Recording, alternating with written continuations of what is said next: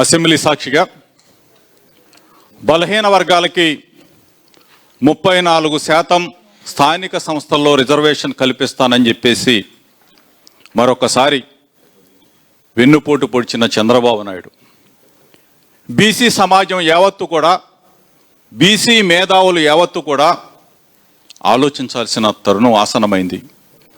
34% reservation ఇస్తానని చెప్పేసి ఒక తీర్మానం చేసి ఆ తీర్మానం పాస్ అయిపోయినట్టు, ఆ తీర్మానంతోనే 34% రిజర్వేషన్తోనే ఎలక్షన్స్కి వెళ్ళిపోయినట్టు చంద్రబాబు నాయుడు ఫోటోలకి పాలాభిషేకం చేయించుకుంటున్న చంద్రబాబు నాయుడిని మీ ద్వారా అడుగుతా ఉన్నా.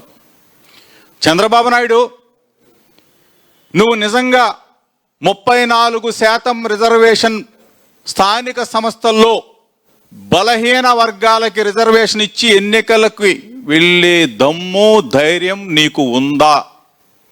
తేల్చి చెప్పని అడుగుతా ఉన్నా. మోసగాడివి, మమ్మల్ని మరలా మేనిఫెస్టోలో పెట్టి అసెంబ్లీలో తీర్మానం చేసి మోసం చేసిన చంద్రబాబు నాయుడు ఈరోజు 139 కులాలు, సుమారుగా 100 మంది నాయకులు, అభినవ పూలే జగన్మోహన్ రెడ్డి గారి నాయకత్వంలో మహాత్మా జ్యోతిరావు పూలే గారి ఆలోచనలు ఆశయాలని అమలు చేయటం కోసం జగన్మోహన్ రెడ్డి గారిని మరలా ముఖ్యమంత్రిని చెయ్యాలా, ముఖ్యమంత్రిని చేస్తేనే బడుగు బలహీన వర్గాలకి న్యాయం జరుగుతుందని చెప్పేసి అందరం కూడా ఒక్కతాటి మీదకు వచ్చి ఈరోజు పెద్ద ఎత్తున అతిరథ మహారథులందరూ కూడా ఒకచోటకి చేరి రేపు రాబోయే రోజుల్లో ఏ విధంగా జోనల్ స్థాయికి వెళ్ళాలా, ఆ తర్వాత జిల్లా స్థాయికి వెళ్ళాలా, ఆ తర్వాత నియోజకవర్గాల స్థాయికి వెళ్ళాలా, ఆ తర్వాత కులాల వారీగా కూడా అందరినీ సమీకరించి ఈరోజు 29 రాష్ట్రాలుంటే 29 రాష్ట్రాల్లో ముఖ్యమంత్రులుంటే బలహీన వర్గాలని బలవంతుల్ని చేశాడు.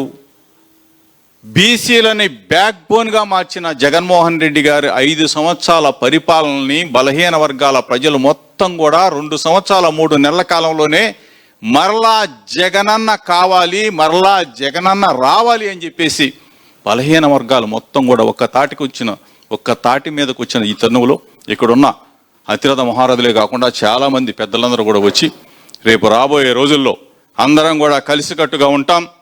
అక్రమ కేసులు అవ్వచ్చు, అక్రమ దాడులు అవ్వచ్చు, జైల్లో పెట్టొచ్చు, నిర్బంధించవచ్చు. ఒక పక్కన కారుమూరు నాగేశ్వరరావు, ఒక పక్కన కారుమూరు సునీల్, అప్పలరాజు కుమారుడు, నేను, నా తమ్ముడు, నా కొడుకు అందరం కూడా విరూపాక్షన్న, చింతాడ రవన్న, అదేవిధంగా రజనమ్మ మీద దాడులు, అదేవిధంగా అనిల్ సోదరుడి మీద దాడులు, అక్రమ కేసులు పెట్టాలా, నిర్బంధించాలని చెప్పేసి, అదేవిధంగా సోదరుడు రమేష్ మీద ఉప ఎన్నికల్లో దాడి. బలహీన వర్గాలంటేనే భయం పుడుతున్న చంద్రబాబు నాయుడు వైఎస్ఆర్ కాంగ్రెస్ పార్టీలో బలహీన వర్గాలు గొంతు నొక్కాలన్న చంద్రబాబు నాయుడు ఒకటే చెప్తా ఉన్నాం, మా గొంతు నొక్కాలని నువ్వు చూస్తే ప్రజలు నీ పీక నొక్కుతారని చంద్రబాబు నాయుడు కొడుకు లోకేష్కి చెప్తా ఉన్నాం. ఈరోజు రెడ్ బుక్ అని తిరుగుతున్నావు. ఆల్రెడీ నీ రెడ్ బుక్ డెడ్ బుక్ అయిపోయింది. ఆ తర్వాత డెత్ బుక్ అవుద్ది. రాసి పెట్టుకో.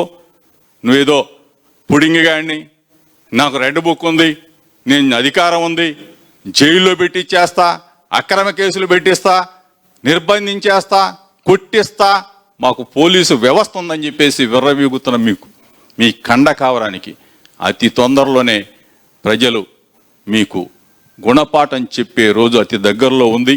బలహీన వర్గాల మొత్తం కూడా ఒక్కతాటి మీదకి రాబోతా ఉన్నాం. జగనన్నని మరలా ముఖ్యమంత్రిని చేసుకోబోతున్నాం అని చెప్పేసి తెలియజేస్తూ